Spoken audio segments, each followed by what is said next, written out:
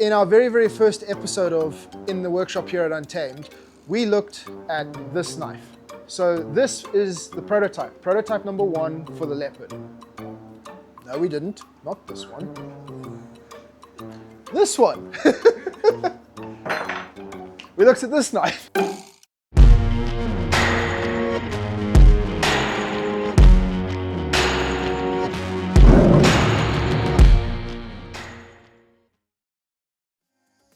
How's it, guys? Welcome back to the workshop. So in our very first episode of In the Workshop here at Untamed, we had a look at this knife. Well, we made this knife. So this was prototype number 1 of the Leopard. Now, we were very happy with this knife, and we've since finished it out. So it's been hand sanded, it's got its paracord wrap. We're happy with this knife, but well, for reasons you're about to see, we've decided to go in a different direction. So with our Leopard design, we originally planned on having something that was quite simple. So the last time we saw this knife, we were just left with needing to hand sand it and then put our paracord wrap on, which we have since done. Now, we were shooting for something nice and simple, but we actually hit the brief too well, we think. We've made a knife that is too simple. And as nice as it is, it's not really what we wanted.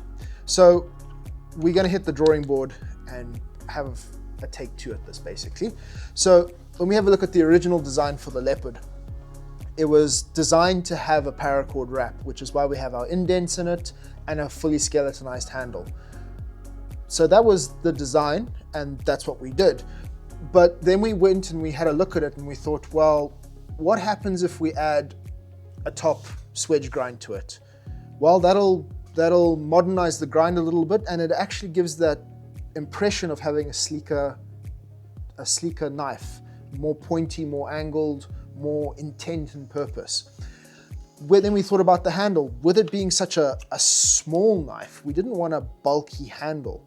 And that was kind of one of the things that immediately threw us off of the paracord, is it bulks up the knife too much. So we thought, well, what if we go really sleek? What if we go to what's called a truncated handle, where the wooden part of the handle doesn't reach the spine or the belly of the knife. It actually stands off. So you will see the steel of the knife all the way around the blade, and then you'll have this beautiful piece of wood that's almost framed by the knife. That poses other challenges. How do we fix that to the knife? How do we, assemble it? Glue isn't an option for a knife like that, because it won't be strong enough and we won't get our pass-through that we would ordinarily require when we're doing a full glue up on a knife. The other problem is, because we want to hand sand basically the entire knife to have it really look beautiful, a hand sanded finish on a blade is actually, it's too smooth for epoxy. Epoxy can't grab it. There's no ridges for the epoxy to grab to hold onto. So we dismissed the idea of gluing up the knife immediately. So then we thought, well, when we make folding knives, we use pivot screws and a lot of screws in our construction. And that allows us to be able to take the knife apart and reassemble it and everything like that. But they also look quite nice. So we thought, well, what if we fix the handle scales, the truncated handle scales, with pivot screws? So that's what we've designed here. So the idea is to have 2 pivot screws that go through the knife and will secure the handle basically from each side. And then if you wanted to run this knife in a purely skeletonized fashion without the handle scales, well, 2 screws come off and there you go. You can do that. It actually makes the knife serviceable. You can take the handle off, you can clean it, and you can put the handle back on and you can carry on going. So that was kind of what led us to this design over here. And you'll see when we get to the prototype, it's a great little knife. Okay, so guys, as we saw on the computer, this was the design for the next prototype. So because we didn't laser cut this out, rather than have the skeletonized part of the handle, what we've done is we've just drilled holes for our weight relief. But basically the final version of the knife will be as you saw on the computer. This will actually be fully laser cut, skeletonized. But for what we need to do with this prototype, it'll work. So we've actually jumped ahead to where we were before. So this knife has been heat treated, it's been final ground, it's even been hand sanded. So the entire blade gets hand sanded on this, and we've even gone so far as to put the laser engraving onto this blade. So that's all already been taken care of. So what we need to do now is we need to put the truncated handle scales onto this. So that's what we're going to show you now. Okay guys, so this is the wood that we're going to be using for the handles for the Leopard. So this wood is called purple flat beam. It can also be called glossy flat beam or purple wood, which is how I refer to it. So I've referred to this as purple wood for a long time. For those who are interested, the Latin name is Dalbergia nitidula. Now, if you don't know, that puts it in the same family as Dalbergia melanoxylon, which is African blackwood. Like African blackwood, it's very heavy, very dense, but it has just this phenomenal grain to it. It goes absolutely wild, very, very highly figured. It's got this purplish reddish color to it. It really is a phenomenal, fantastic wood. Now, the reason the grain is so good is because it grows naturally here in Zimbabwe. In fact, these pieces come from a little bit further north of us here, from a place called Lion's Den. Now, the trees themselves don't get particularly big, and they are prone to drought. So they grow in a very sort of small, very wild way. So the logs that you get from them get this crazy grain because they just don't get particularly big. Now, one of the problems we do face with purple wood is it's prone to cracking. So that is something we have to be aware of when we choose our material, when we decide where to make our cuts, where to pull our handle material from. We have to be aware of the actual cracks that run in the wood.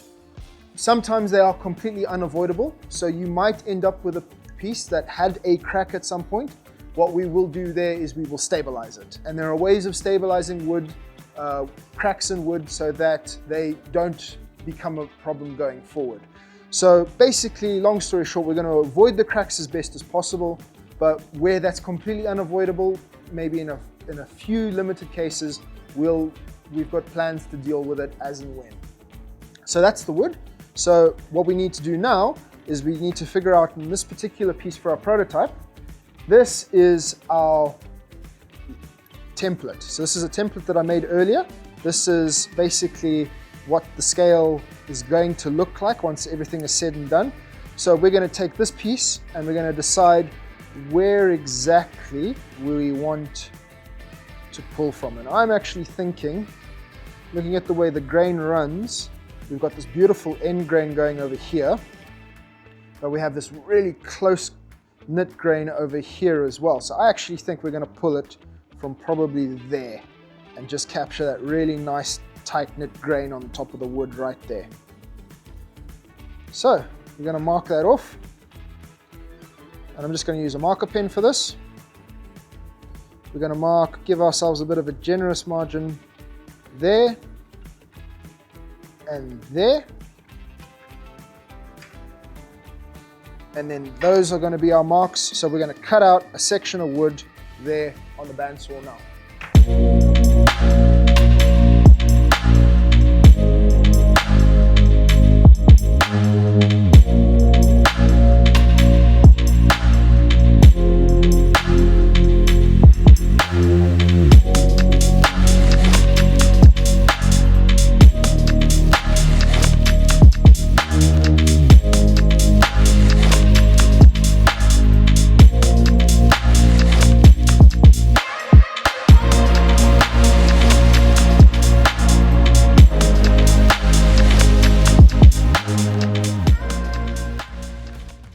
So guys, we have our knife scales ready to go onto the knife handle. So now we're going to start with final assembly.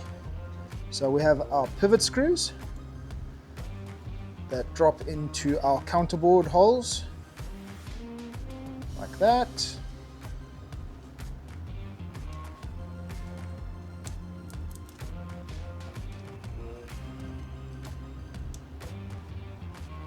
Let's drop into the counterbores.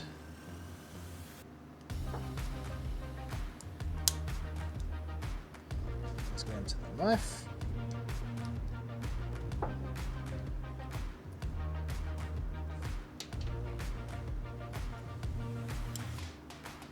And scale from the other side with our screws.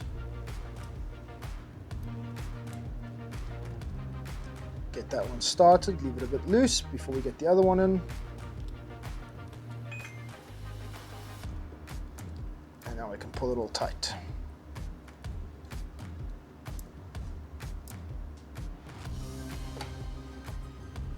Okay, and then the last thing we need to do, a bit of oil.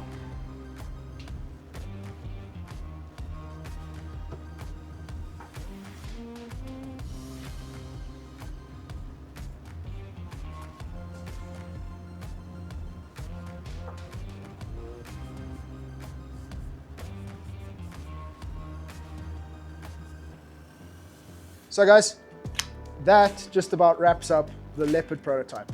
We've got its purple wood scales on there now. It's an awesome piece of wood. Really, really completes the look of this knife. The truncated scales, just the top swedge grind. It's a much, much cooler looking knife like this. We're super chuffed for this. Obviously the Leopard drop is happening on June the 27th, so stay tuned for that. This is going to be a really cool little knife. And it's going to be all singing, all dancing as an everyday carry solution. You can put it in your pocket, you can put it in the glove box of your car, put it in your wife's purse, or if you are the wife, put it in your purse. Everybody needs to carry a decent knife on them. So guys, we're super chuffed with this. As always, please like, comment, subscribe. It helps us out hugely, helps us to grow our channel, and it helps us to bring you more content about what it takes to make an untamed knife. Until next time, guys, thanks.